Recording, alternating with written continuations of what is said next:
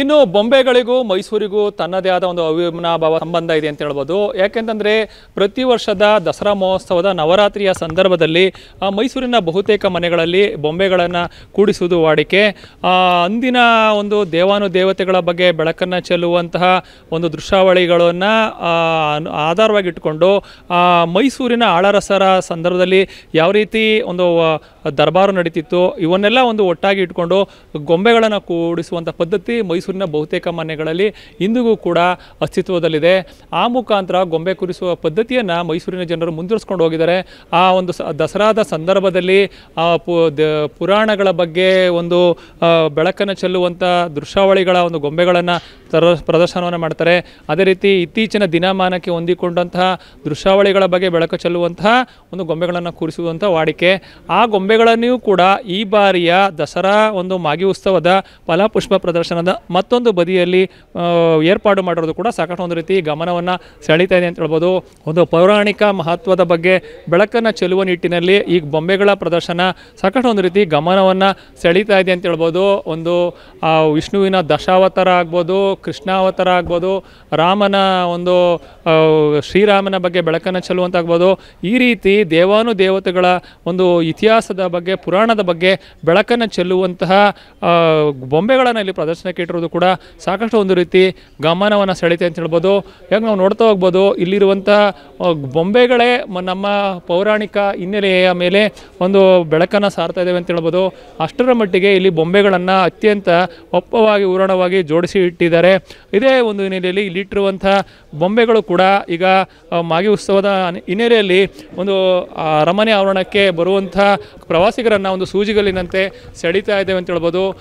ವಿಷ್ಣುವಿನ ದಶಾವತಾರ ಅಂದರೆ ಬೇರೆ ಬೇರೆ ಒಂದು ಅವತಾರಗಳನ್ನ ವಿಷ್ಣು ಎತ್ತುತ್ತಾನೆ. ಅದೇ ರೀತಿ ಕೃಷ್ಣಾವತಾರ, ರಾಮ, ಈ ರೀತಿ ದೇವಾನುದೇವತೆಗಳ ಬಗ್ಗೆ ಬೆಳಕನ್ನು ಚೆಲ್ಲಾಗ್ತಾ ಇದೆ.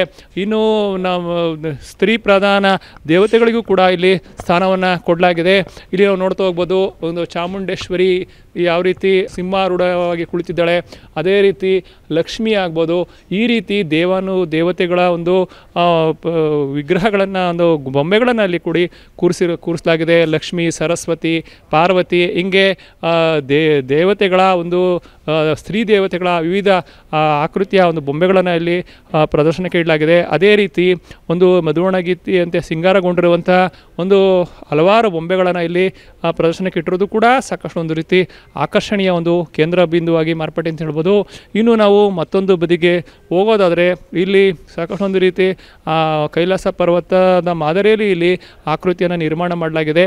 ಇದು ಬಹುಶಃ ಅಮರನಾಥದಲ್ಲಿ ನಿರ್ಮಾಣವಾಗುವಂಥ ಶಿವಲಿಂಗ. ಅಂದರೆ ವರ್ಷದಲ್ಲಿ ಕೆಲವೇ ದಿನಗಳು ಮಾತ್ರ ಇದು ಅಮರನಾಥದಲ್ಲಿ ಒಂದು ಹಿಮಾಚ್ಛಾದಿತ ಶಿವಲಿಂಗ ಮೂರ್ತಿ ನಿರ್ಮಾಣ ಆಗುತ್ತೆ. ಅದರ ಬಗ್ಗೆ ಬೆಳಕು ಚೆಲ್ಲುವ ನಿಟ್ಟಿನಲ್ಲಿ ಇಲ್ಲಿಯೂ ಕೂಡ ಒಂದು ಅಮರನಾಥ ಮಾದರಿಯ ಒಂದು ರೀತಿ ಮಾದರಿಯನ್ನು ಇಲ್ಲಿ ಪ್ರದರ್ಶನಕ್ಕೆ ಇಟ್ಟಿರೋದು ಕೂಡ ಸಾಕಷ್ಟು ಒಂದು ರೀತಿ ಗಮನ ಸೆಳೆದಿದೆ. ಆ ಮತ್ತೊಂದು ಬದಿಯಲ್ಲಿ ಶಿವ ಪಾರ್ವತಿ ನಿಂತಿರುವಂತಹ ಬೊಂಬೆಗಳನ್ನು ಇಲ್ಲಿ ಜೋಡಿಸಿ ಇಡಲಾಗಿದೆ. ಇನ್ನು ನಾವು ಅಮರನಾಥದ ನಂತರ ಮತ್ತೆ ಒಂದು ಬದಿಗೆ ಬರೋದಾದರೆ ಇಲ್ಲಿ ಇಲ್ಲಿ ಕೂಡ ನವದುರ್ಗೆಯರ ಒಂದು ಬೊಂಬೆಗಳು ಇದ್ದಾವೆ. ಅದೇ ರೀತಿ ಕಂಚಿ ಕಾಮಾಕ್ಷಿ, ಮಧುರೆ ಮೀನಾಕ್ಷಿ, ಕಾಶಿಯ ವಿಶಾಲಾಕ್ಷಿ, ತ್ರಿಪುರ ಸುಂದರಿ ಸೇರಿದಂತೆ ಹಲವಾರು ದೇವತೆಗಳಿದ್ದಾರೆ. ಈಗ ಸೌಭಾಗ್ಯಲಕ್ಷ್ಮಿ, ಜಗದೀಶ್ವರಿ, ಕಾಳಿಕಾದೇವಿ, ಸಪ್ತಮಾತೃಕೆಯರು ಸೇರಿದಂತೆ ಹಲವಾರು ಒಂದು ಸ್ತ್ರೀ ದೇವತೆಗಳ ಒಂದು ಬೊಂಬೆಗಳನ್ನು ಇಲ್ಲಿ ಜೋಡಿಸಿಟ್ಟಿರೋದು ಕೂಡ ಸಾಕಷ್ಟು ಒಂದು ರೀತಿ ಗಮನವನ್ನು ಸೆಳೀತದೆ ಅಂತ ಹೇಳ್ಬೋದು.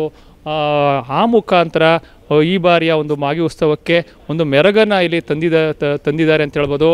ಇನ್ನು ನಾವು ಇದರ ನಂತರ ಮತ್ತೊಂದು ಬದಿಗೆ ಸಾಗೋದಾದರೆ ಇಲ್ಲಿ ತಾಯಿ ಭುವನೇಶ್ವರಿ, ಅಂದರೆ ಕನ್ನಡದ ತಾಯಿ ಭುವನೇಶ್ವರಿಯ ಮೂರ್ತಿಯನ್ನು ಮೇಲ್ಭಾಗದಲ್ಲಿ ಪ್ರತಿಷ್ಠಾಪನೆ ಮಾಡಿದರೆ ಆ ನಂತರದಲ್ಲಿ ರಾಜ್ಯದ ವಿವಿಧೆಡೆಗಳಲ್ಲಿರುವಂತಹ ದೇವತೆಗಳ ಒಂದು ಮೂರ್ತಿಗಳಲ್ಲಿ ಪ್ರತಿಷ್ಠಾಪನೆ ಮಾಡಲಾಗಿದೆ.